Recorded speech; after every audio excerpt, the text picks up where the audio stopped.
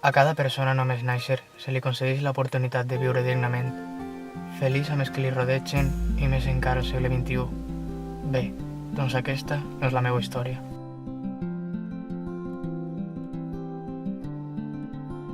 Vaig néixer en un poblat d'Àfrica enmig d'un conflicte on l'únic que importava eren les mines d'or i diamants.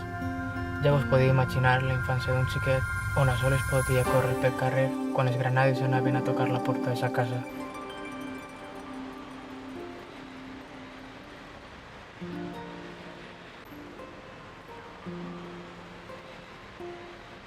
Quan vaig complir la majoria d'edat, no me vaig pensar ni 2 vegades anar-me'n a Espanya.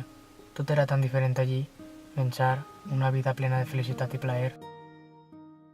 Cada pas que donava estava més prop de la llibertat, i per què no, de la futura mare dels meus fills.